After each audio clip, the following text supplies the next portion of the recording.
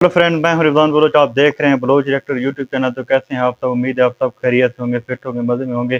तो आज हम जिस वीडियो पर रिएक्शन करने जा रहे हैं वो बहुत ही ज़बरदस्त होने वाले हैं, क्योंकि आज हम इंडियन आर्मी के हवाले से जो फैक्ट्स देखने जा रहे हैं। वीडियो का टाइटल है shocking amazing facts Indian army. आज देखते हैं कि इंडियन आर्मी के हवाले से हम जो कौन कौन से अमेजिंग फैक्ट्स देखते हैं 2023 में जो इंडियन आर्मी इस वक्त किस स्टेज पर खड़ी है। वीडियो है अभी एंड यूट्यूब चैनल की वीडियो देखते हैं, उसके बाद जो इस पर बात करते हैं।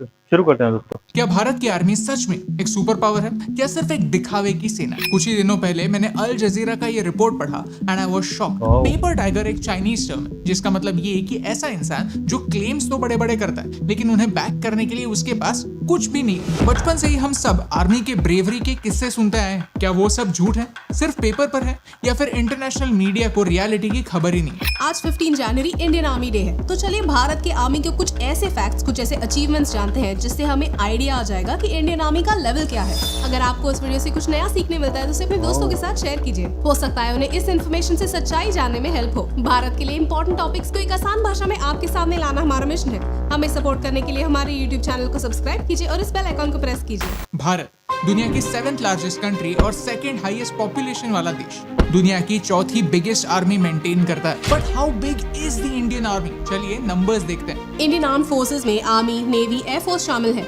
उन्हें central arm police force, Assam rifles, Indian coast guards और स्पेशल फ्रंटियर फोर्स जैसे फोर्सेस सपोर्ट करते हैं। So when we say Indian army we mean the entire armed forces. In total 14 lakh active personnel और 10 लाख रिजर्व पर्सनल के साथ numbers के हिसाब से भारत दुनिया की 2nd लार्जेस्ट आर्मी है। दुनिया में सिर्फ 4 ऐसे देश हैं जो एंटी सैटेलाइट वेपन्स की कैपेबिलिटी रखते हैं। 2019 में भारत ने रशिया, यूएसए और चाइना को टक्कर देते हुए खुद की एंटी सैटेलाइट कैपेबिलिटीज को प्रूव किया। यानी कोई दूसरा देश अगर सैटेलाइट की मदद से भारत की इंफॉर्मेशन चुरा कर किसी दूसरे देश को पहुंचा रहा है तो भारत यहीं से उसको डिस्ट्रॉय कर सकता है। अगर कोई दूसरा देश भारत पर मिसाइल से अटैक करता है तो उनसे हमारे बॉर्डर्स को सुरक्षित रखने के लिए भारत ने indigenously ballistic missile defence system develop किया है। इसमें हमारे rocket man doctor APJ Abdul Kalam का कंट्रीब्यूशन शामिल है। क्या आपको इस मिसाइल की रेंज पता है? अग्नि 5 भारत को चारों तरफ से 5000 से 8000 किलोमीटर तक सुरक्षित रखता है। इतना ही नहीं, अग्नि 6 भी अंडर डेवलपमेंट है और इसकी रेंज 12000 किलोमीटर तक होगी। And how amazing is that? इतना ही नहीं, दुनिया का सबसे fastest supersonic cruise missile BrahMos India और रशिया ने जॉइंटली डेवलप किया है। ये मिसाइल इतना एडवांस है कि फिलीपींस की मिलिट्री ने चाइना के अगेंस्ट प्रोटेक्शन के लिए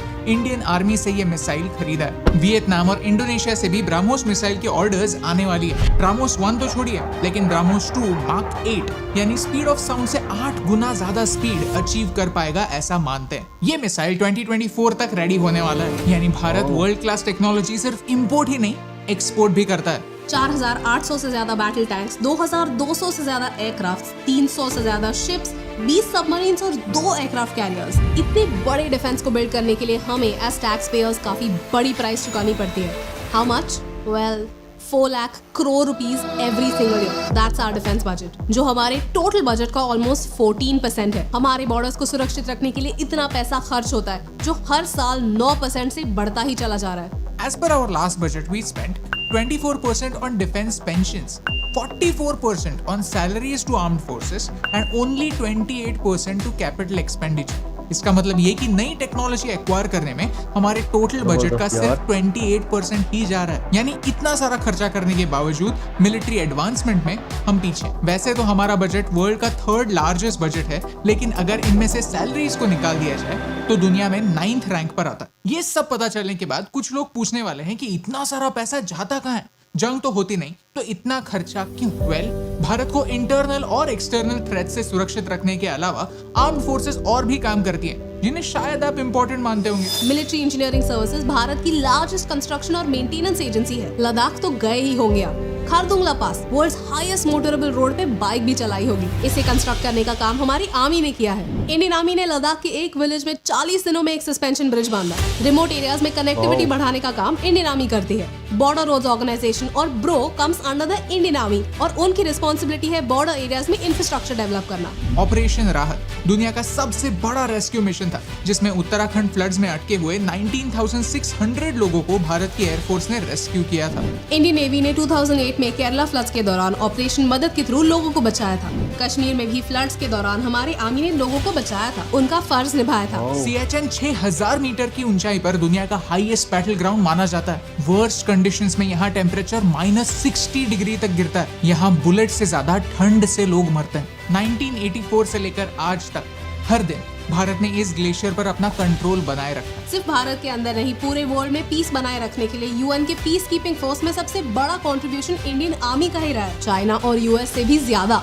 और ये कोई कोइंसिडेंस नहीं है। Indian Navy often undertakes anti-piracy operations. It has so far escorted 3,440 ships, out of which 3,027 ships were foreign ships and 413 ships were Indian.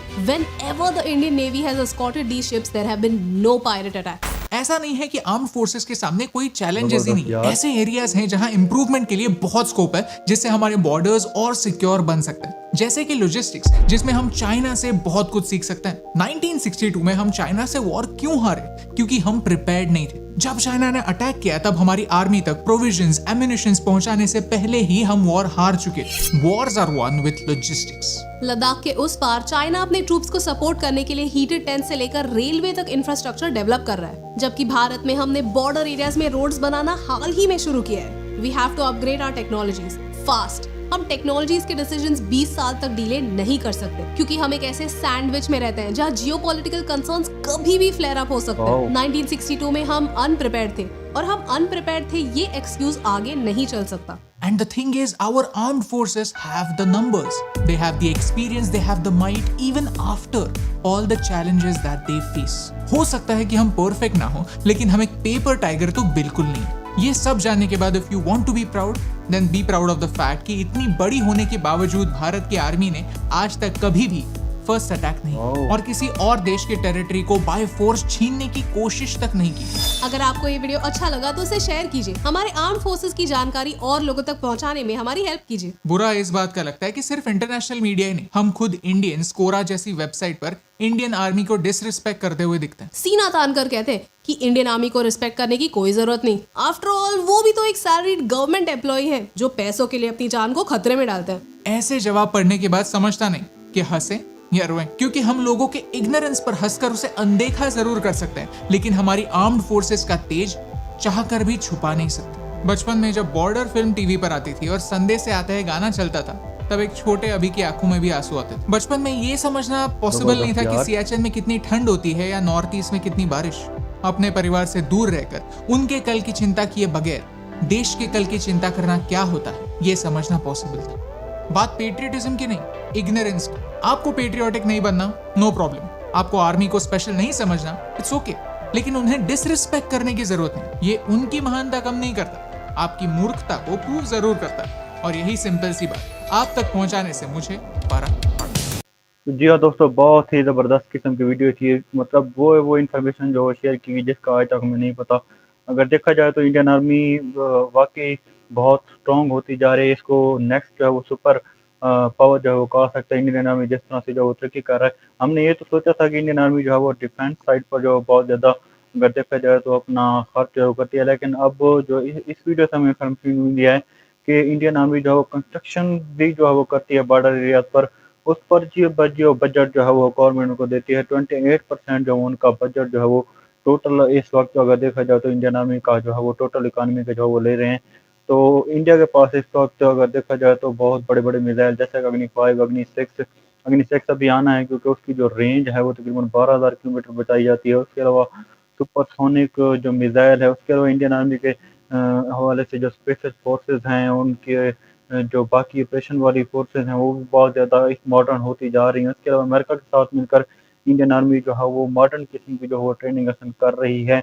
उसके अलावा इंडियन आर्मी को इस वक्त जो अगर देखा जाए तो प्रेशर है चाइनीज़ को, उस हवाले से भी इंडिया जो भरपूर तैयारी कर रहा है और अपने डिफेंस को जो वो डे बाय डे जो बूस्ट करने की कोशिश कर रहा है। दोस्तों, आपका क्या कहना है इस वीडियो के बारे में? अगर वीडियो चलेगी तो लाइक करें, शेयर करें, कमेंट सेक्शन में अपनी राय मिलते हैं। नई वीडियो के साथ इजाज़त दीजिए।